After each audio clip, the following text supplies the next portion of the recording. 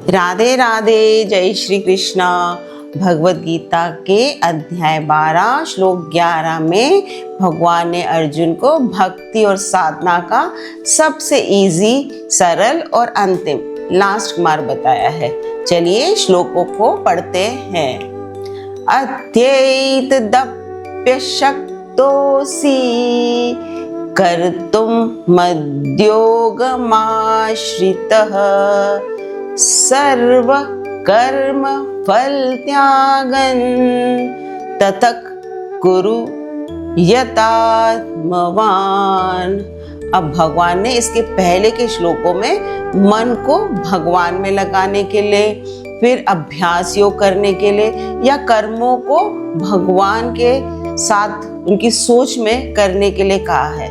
पर अब इसमें भगवान कहते हैं अतैत दप्य शक्तोसी कर्तुम मद्योगमाश्रित। वो कह रहे हैं कि मैंने अभी जितने भी मार्ग तुम्हें पहले बताए हैं, अगर वो तुम नहीं कर सकते हो तो कोई बात नहीं, अब मैं तुम्हें और भी एक सरल मार्ग बता रहा हूँ, और वो है सर्व कर्म फल त्यागन, मतलब सब कर्मों के फलों का त्याग। और वो कैसे करना है? यथात्मवान हो गए, मतलब अपनी आत्मा, मन और इंद्रियों को वश में रखा, मतलब सोल, माइंड एंड सेंसेस को कंट्रोल करके सब कर्मों के फलों का त्याग करो। यानी कर्म करो पर उसका रिजल्ट जो है वो भगवान के ऊपर छोड़ दो, उसकी चिंता भगवान के ऊपर छोड़ दो। He tells arjuna, what ever work, समाज में जो भी काम कर रहे हो उसे करते रहो, बस उस काम के परिणाम या रिवॉर्ड से अपना मोह हटा लो, उसे ईश्वर की इच्छा पे छोड़ दो। मतलब आप खेती करते हो तो ये नहीं कि आप फसल नहीं काटोगे, पर फसल कैसी होगी, अच्छी होगी, बुरी होगी, क्या होगा, उसका जो अंजाम है वो आप भगवान के ऊपर छोड़ दो। Now whether we have heard about Bhagavad Gita or not, but mostly all of us have at least heard this song. कर्म किए जा फल की इच्छा मत करे इंसान, क्योंकि जैसे कर्म करेगा वैसे फल देगा भगवान। ये है गीता का ज्ञान। So this is what in this shloka, Bhagavad Gita के इस श्लोक में भगवान वही कह रहे हैं कि कर्म किए जाओ पर फल की इच्छा मत करो। और पीपल यूजुअली से ना, अरे काम करो बाकी भगवान पे छोड़ दो। It comes from this shloka only. Now Bhagwan recognizes that you might have a job or a lifestyle where it feels impossible or unnatural to think of God while working. He is saying, you do you. Leave the results of the work, success or failure on me. Renounce the fruits of all your actions with a self-controlled mind.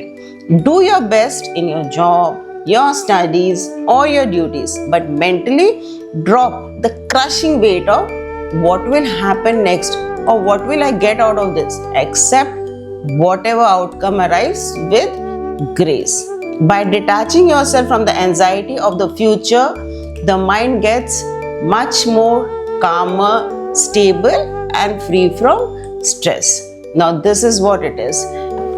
प्रभु आपकी कृपा से हर काम हो रहा है, करते हो तुम कन्हैया मेरा नाम हो रहा है। बस इसी भाव से अपने कर्म करते रहो।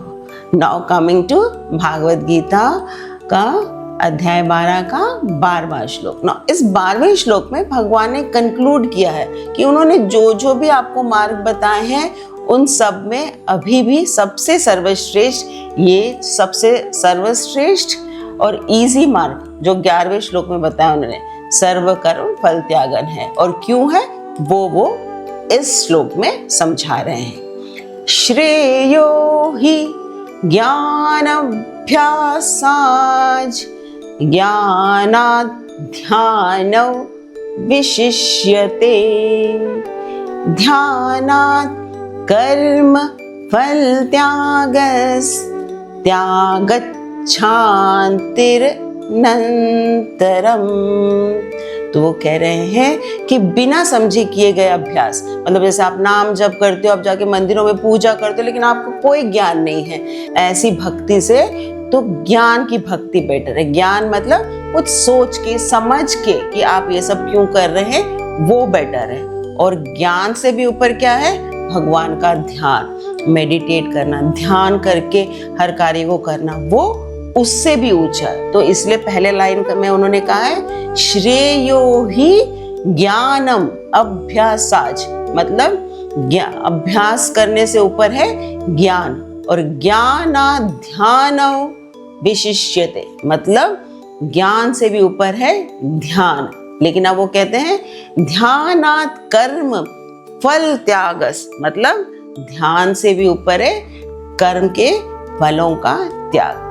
कि त्यागच्छान्तिर नंतरा, मतलब त्याग करने से, कर्मों के फलों के त्याग करने से जो आपको शांति मिलती है वह आपको सारी चिंताओं से दूर कर देती है, और वो बेस्ट तरीका है भगवान को पाने का। तो God structures a clear hierarchy to give hope to everyday people like us. He says better than doing a spiritual practice mechanically without knowledge is cultivating true spiritual understanding, मतलब ज्ञानम, absorbing your mind in divine, though through that understanding, that is dhyanam, is still higher.